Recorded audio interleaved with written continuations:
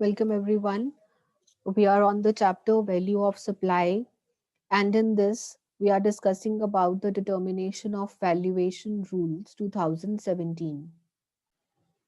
सबसे पहले देखते हैं कि हमने लास्ट लेक्चर में क्या किया था। हमने डिस्कस करने शुरू किए थे rules, valuation rules, and valuation rules में we discussed about rule number 27. Let's have a look.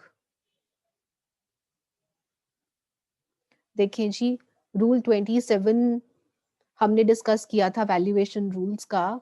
And what is rule 27? Rule 27 says कि जहां पर जो कंसीडरेशन है वो पूरी की पूरी धनराशि में नहीं है, आपको पैसों के अलावा कुछ और भी मिल रहा है, वहां पे आप ट्रांजैक्शन वैल्यू अप्लाई नहीं कर सकते। वहां पे आपको रूल 27 अप्लाई करके देखना होगा। And rule 27 is divided into 4 parts. Rule 27A, 27B, 27C and 27D। 27A क्या कहता है कि आपको ओपन मार्केट वैल्यू ही लेनी होगी as your value of supply, जहां पर आपको ओपन मार्केट वैल्यू अवेलेबल है। रूल 27B में हमने डिस्कस किया था जहां पर ओपन मार्केट वैल्यू उपलब्ध नहीं है, वहां पर आप वैल्यू ऑफ सप्लाई कैसे कैलकुलेट करेंगे? आप मॉनेटरी कंसीडरेशन लेंगे और उसमें ऐड करेंगे नॉन मॉनेटरी कंसीडरेशन की वैल्यू। नॉन मॉनेटरी कंसीडरेशन की मॉनेटरी वैल्यू को आप ऐड करेंगे, उसको आप पैसों की टर्म्स में कन्वर्ट करके ऐड कर देंगे। रूल 27C वहां अप्लाई होता है जहां पर रूल 27A या B के अकॉर्डिंगली आपको ओपन मार्केट वैल्यू नहीं पता चल पाती, या फिर आप मॉनेटरी नॉन मॉनेटरी कंसिडरेशन को मॉनेटरी टर्म्स में कन्वर्ट नहीं कर पाते, वहां पर 27C अप्लाई हो जाएगा। एंड 27C में क्या है, आप देखेंगे कि मार्केट में उस तरह की और उस गुण की जो गुड्स हैं या सर्विसेज हैं वो किस दाम पर बिक रही हैं, आप उसी को वैल्यू ऑफ सप्लाई अडॉप्ट कर लेंगे। एंड रूल 27D वहां पर अप्लाई होता है जहां पर rule 27A, B and C fail हो जाता है। जहां पर ये तीनों रूल्स नहीं लग पाते वहां पर 27D लगता है। एंड व्हाट डज 27D से कि आपको मॉनेटरी कंसीडरेशन में नॉन मॉनेटरी कंसीडरेशन ऐड करनी है, और किस तरह से करनी है आपको रूल 30 या 31 के अकॉर्डिंगली करनी है। और रूल 30 क्या कहता है? रूल 30 सेज कि आप कॉस्ट लें और कॉस्ट का 110% will be the value of supply. और अगर रूल 30 भी अप्लाई नहीं होता तो आप रूल 31 अप्लाई करें, और रूल 31 के हिसाब से आप उचित आधार पर अपने गुड्स और सर्विसेज की वैल्यूएशन कर दे। So this is what we have done in the last session. उसके बाद हमने हर रूल के एग्जाम्पल किए थे, हर पार्ट के एग्जाम्पल किए थे। 27A का एग्जाम्पल किया था, B, C, D सबका एग्जाम्पल करके मैंने आपको बताया था। तो आइए लास्ट सेशन रिवाइज करने के बाद अब हम आगे डिस्कस करते हैं। That is our next rule, rule number 28। So what does rule 28 say? Rule 28 कहता है कि वैल्यू ऑफ सप्लाई कैसे डिटरमिन होगी जहां पर जो पर्सन्स हैं वो डिस्टिंक्ट हैं या फिर रिलेटेड हैं। मैम, ये डिस्टिंक्ट और रिलेटेड पर्सन्स क्या होते हैं? नलायकों, जो रिलेटेड पर्सन्स की डेफिनेशन है ये तो मैं आपको पहले ही बता चुकी हूँ। जब हमने ट्रांजैक्शन वैल्यू की बात करी थी तब बता चुकी हूँ मैं कि रिलेटेड पर्सन्स क्या होते हैं। रिलेटेड पर्सन्स 9 पॉइंट्स में डिवाइडेड हैं। Officers and directors of each others business, employer and employee, family members. जब एक पार्टी दूसरी पार्टी को कंट्रोल करे तो दोनों पार्टीज आपस में रिलेटेड होती हैं। जब कोई तीसरा व्यक्ति दोनों को कंट्रोल करे तो वो दोनों पार्टीज आपस में रिलेटेड होती हैं। जब दो पार्टीज एक तीसरे व्यक्ति द्वारा कंट्रोल की जाएं तो वो दोनों पार्टीज आपस में रिलेटेड होती हैं। जब किसी एक व्यक्ति की दो कंपनीज में 25% या उससे अधिक की शेयर होल्डिंग हो तो वो दो कंपनीज आपस में रिलेटेड मानी जाती हैं। एक ही पार्टनरशिप फर्म के पार्टनर्स आर रिलेटेड। और एक अदर्स वाली कैटेगरी थी जिसमें हमने बिजनेस एसोसिएट्स की बात करी थी। सो रिलेटेड पर्सन्स के बारे में हम ऑलरेडी पढ़ चुके हैं at the time of transaction value, लेकिन डिस्टिंक्ट पर्सन्स के बारे में हमने अभी चर्चा नहीं करी। सो डिस्टिंक्ट पर्सन्स क्या होते हैं? ऐसे पर्सन्स जो कि सेम पैन के अंडर रजिस्टर्ड हैं, जिनके पास जो जीएसटी नंबर है वो सेम पैन बेस्ड है। एक पैन होना चाहिए बेटा, क्या बात करी मैंने? सेम पैन, एक पैन। दोनों एंटिटीज का जो पैन नंबर है वो एक है और उस पैन के ऊपर उन्होंने रजिस्ट्रेशन ले रखी है। फॉर एग्जाम्पल, ये एक हेड ऑफिस है, ये एक ब्रांच ऑफिस है। हेड ऑफिस एक स्टेट में है और जो ब्रांच ऑफिस है वो किसी अन्य स्टेट में है। हेड ऑफिस का देखिए जीएसटी नंबर क्या है, ये देखिए, जो जीएसटी नंबर होता है वो 15 डिजिट्स का नंबर है। 15 डिजिट्स नंबर है, अल्फा न्यूमेरिक नंबर, जिसमें कि अल्फाबेट्स भी रहते हैं और न्यूमरल्स भी रहते हैं। सो मान लीजिए हेड ऑफिस का जीएसटी नंबर ये है। यहाँ पर देखिए, this is the state code. पहले 2 डिजिट्स जो हैं वो स्टेट कोड के रहते हैं, उसके बाद आपका पैन आता है। जो पैन है वो 10 डिजिट्स का होता है बेटा, जिसमें कि पहले 5 डिजिट्स जो है वो अल्फाबेट्स रहते हैं, अगले 4 डिजिट्स जो है वो न्यूमरल्स रहते हैं 0 से लेकर 9 तक, एंड जो लास्ट डिजिट होता है वो अगेन एक अल्फाबेट होता है। देखिए ये पैन आ गया, उसके बाद 1Z5, ये 3 डिजिट्स और होते हैं यहाँ पर। ये है आपका जीएसटी नंबर हेड ऑफिस का और ये है आपका जीएसटी नंबर ब्रांच ऑफिस का। अगर आप दोनों को कंपेयर करें तो देखें कि दोनों का जो पैन नंबर है वो सेम है, जो जीएसटी नंबर है वो डिफरेंट है। जीएसटी नंबर डिफरेंट है, लेकिन जीएसटी नंबर क्योंकि पैन बेस्ड होता है, क्योंकि उसमें पैन इंक्लूडेड होता है, ये जो जीएसटी नंबर है इसमें जो पैन नंबर है दैट इज सेम। सो जब दो एंटिटीज एक ही पैन पर रजिस्टर्ड होती हैं, ऐसी एंटिटीज को आप डिस्टिंक्ट पर्सन्स कहते हैं। देखिए क्या लिखा है मैंने, क्योंकि जीएसटी नंबर में पैन नंबर सेम है, so head office and branch office are distinct persons. So अब क्योंकि हमें ये समझ में आ गया कि भाई डिस्टिंक्ट पर्सन्स और रिलेटेड पर्सन्स कौन होते हैं, तो अब हमें ये देखना है कि यदि इन दोनों में आपस में सप्लाई होती है, मान लीजिए हेड ऑफिस ब्रांच ऑफिस को कुछ गुड सप्लाई करता है और ब्रांच ऑफिस हेड ऑफिस को कुछ सर्विसेज सप्लाई करता है, या फिर यदि रिलेटेड पर्सन्स में आपस में कोई ट्रांजैक्शन होती है, तो वहां पर क्या आप ट्रांजैक्शन वैल्यू अप्लाई कर सकते हैं? आप ट्रांजैक्शन वैल्यू अप्लाई नहीं कर सकते। अगर हम इन दो केसेस में देखें, कहाँ पर, एक तो यदि हम रिलेटेड पर्सन्स का केस देखें एंड यदि हम डिस्टिंक्ट पर्सन्स की बात करें, क्योंकि यहाँ पर ये पार्टीज रिलेटेड हैं, जो ट्रांजैक्शन वैल्यू है उसे स्वीकार नहीं किया जा सकता। क्यों स्वीकार नहीं किया जा सकता? क्योंकि ट्रांजैक्शन वैल्यू की फर्स्ट कंडीशन कौन सी है? कंडीशन 1 क्या थी ट्रांजैक्शन वैल्यू की?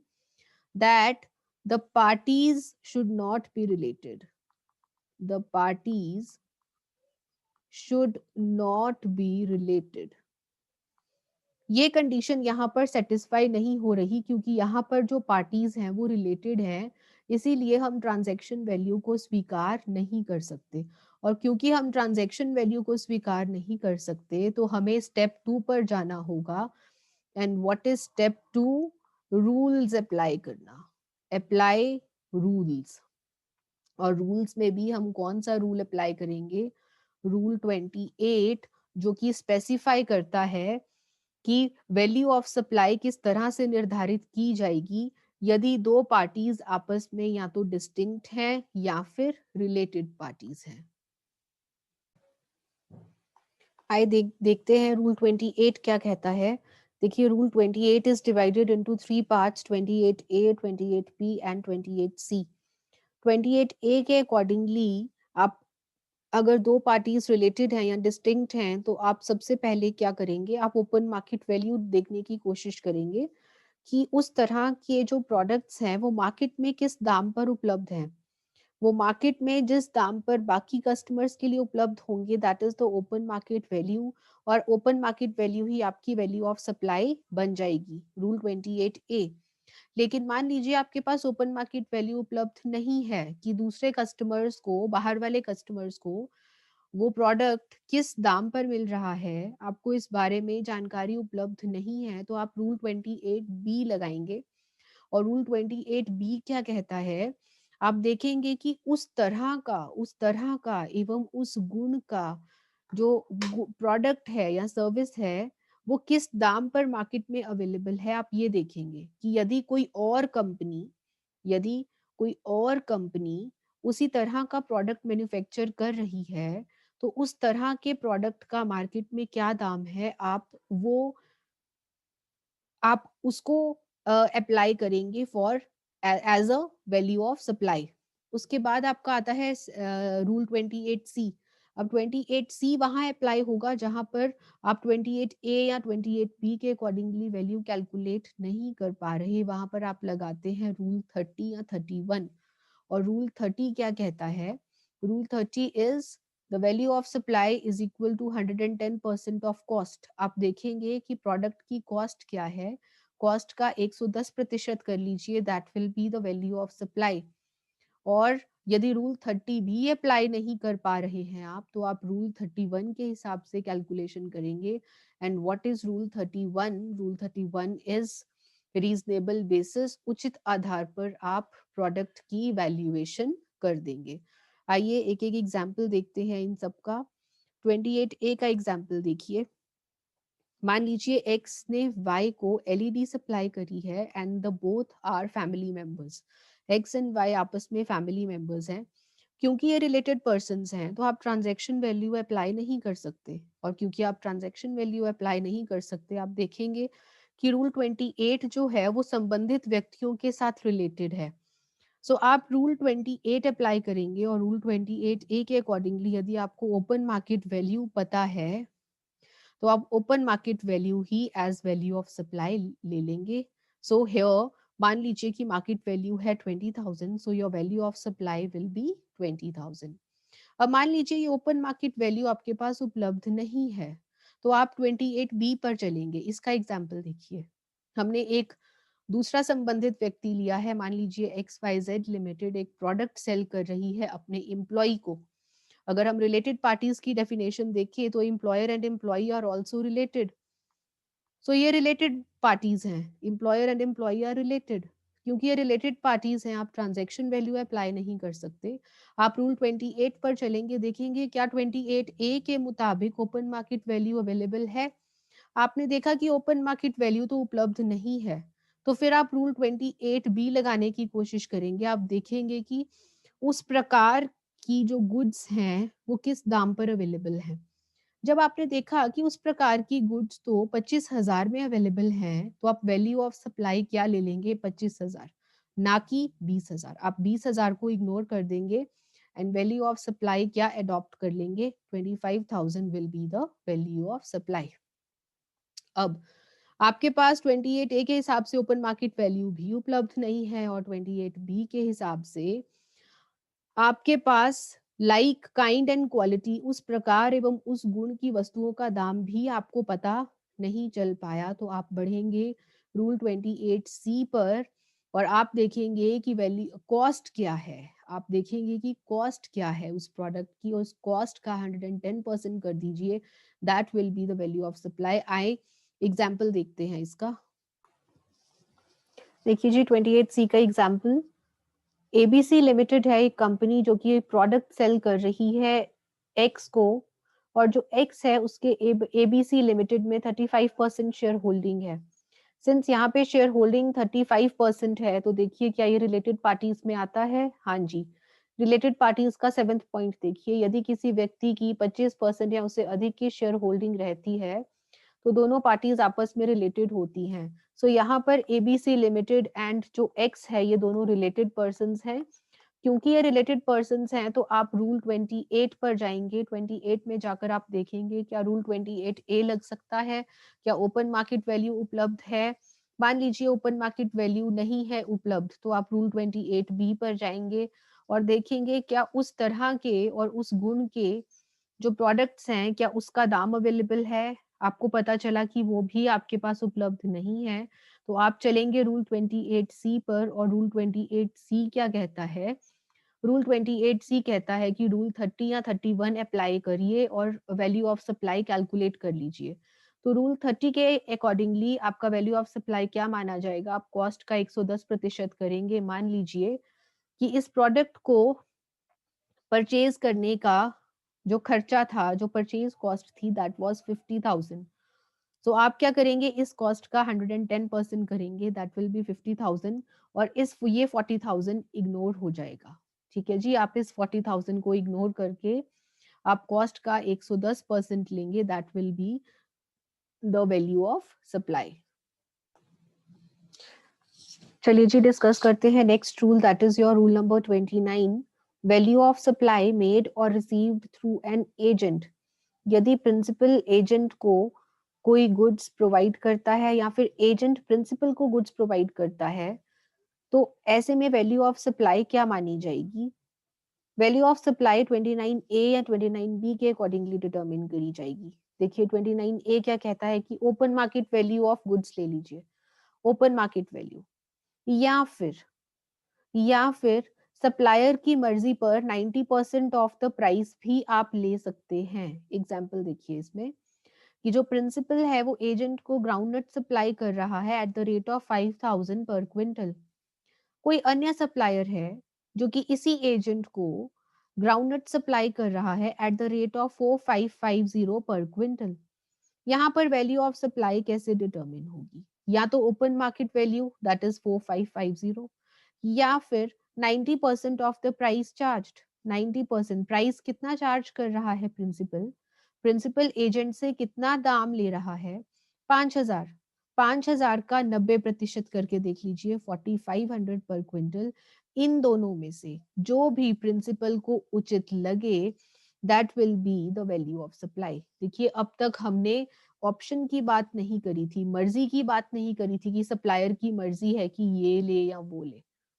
यहाँ पर मर्जी की बात है बेटा। 29A क्या कहता है कि सप्लायर की मर्जी है, वो ओपन मार्केट वैल्यू भी ले सकता है या फिर प्राइस जो उसने चार्ज किया है, जो दाम वो ले रहा है, उसका 90% भी ले सकता है। सो यहाँ पर क्या परसेंटेज इंपॉर्टेंट है?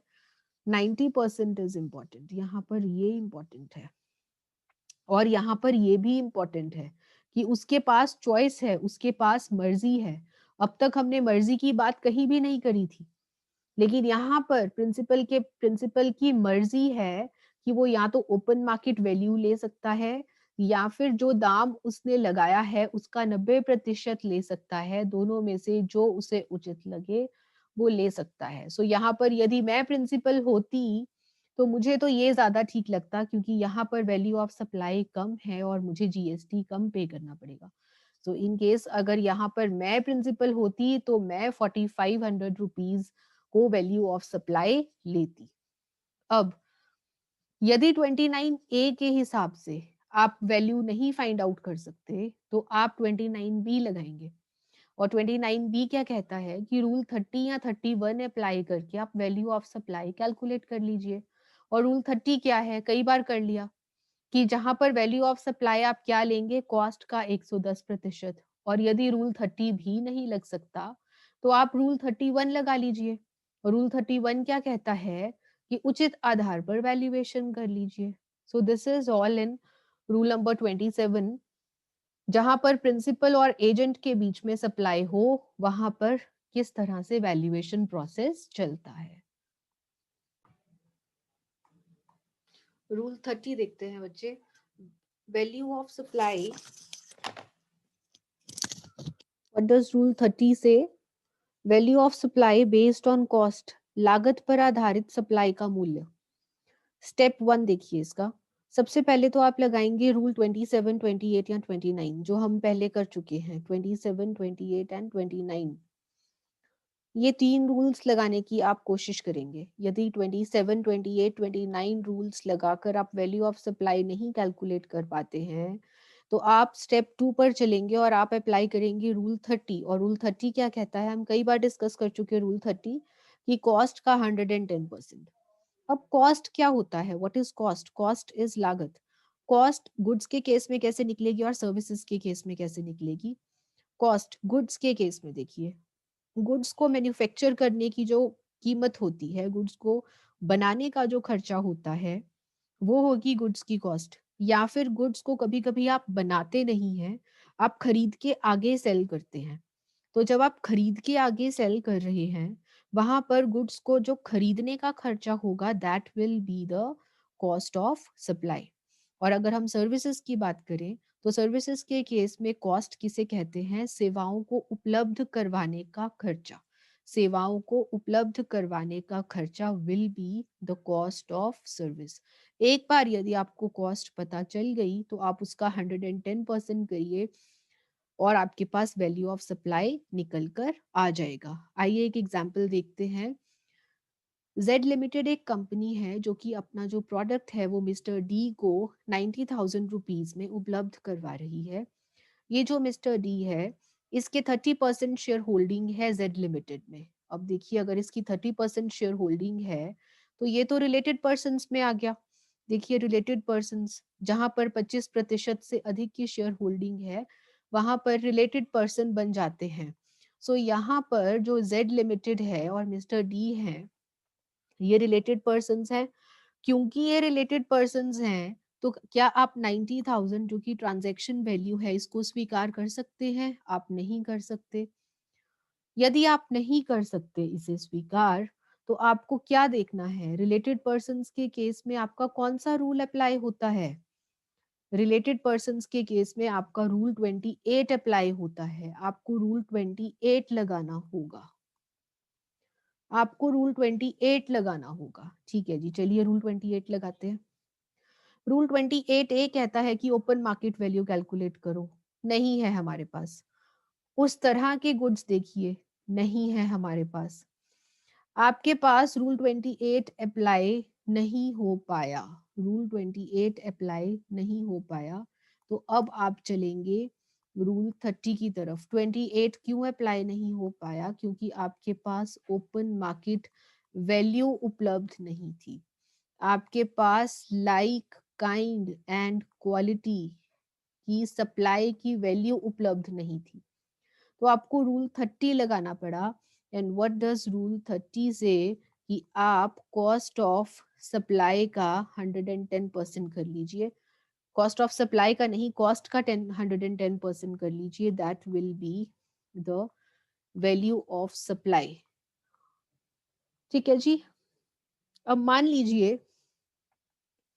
कि ये जो कॉस्ट है दैट इज 1 लाख रुपीज।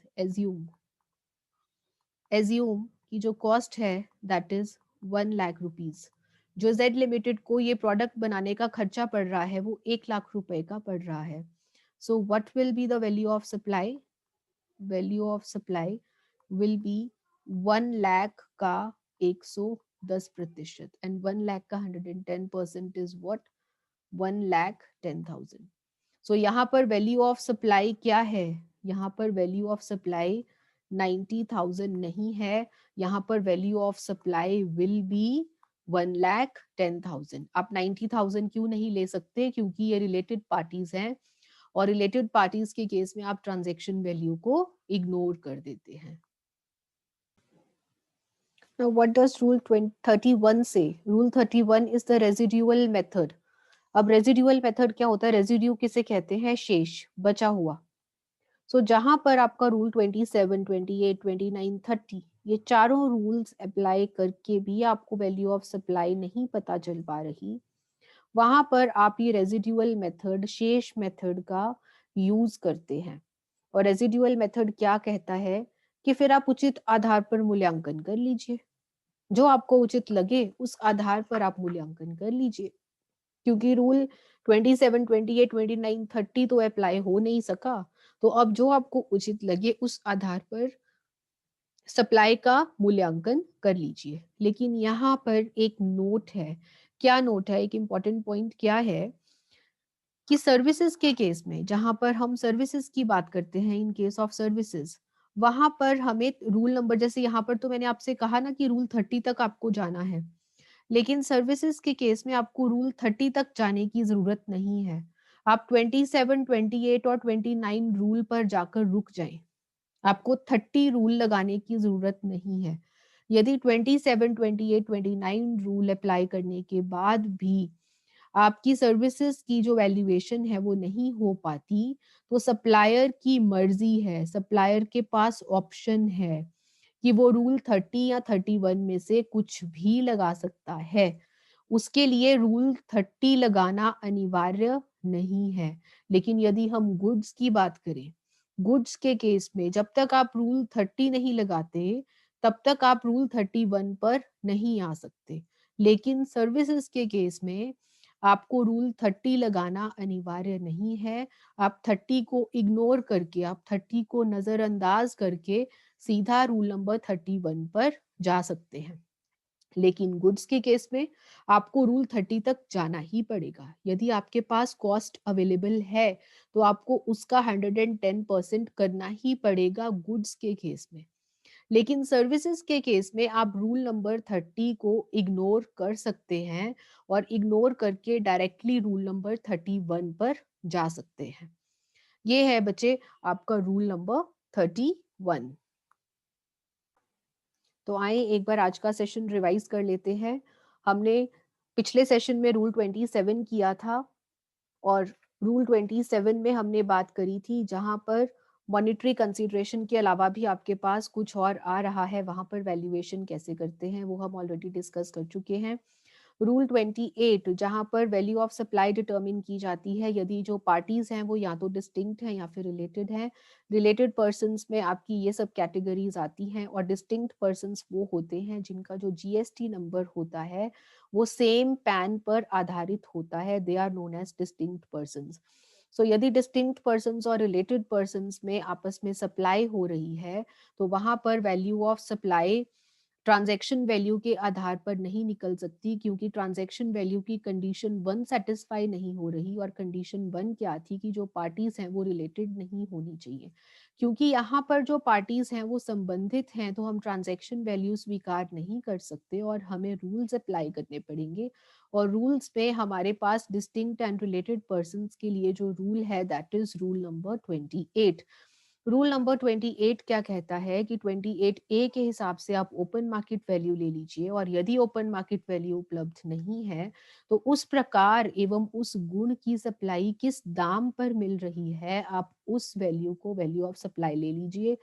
और यदि 28 ए और 28 बी के हिसाब से भी वैल्यूएशन नहीं हो पाती है तो आप अप्लाई करें या तो रूल 30 या रूल 31। और रूल 30 क्या है? कॉस्ट का 110%।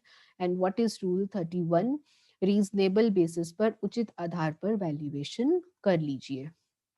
देन कम्स योर रूल 29, जिसमें हमने बात करी थी प्रिंसिपल और एजेंट की, जहां पर प्रिंसिपल एजेंट को गुड सप्लाई करता है या फिर एजेंट प्रिंसिपल को गुड सप्लाई करता है, वहां पर सप्लाई की वैल्यू कैसे डिटरमिन की जाती है? रूल 29 ए या 29 बी लगाकर।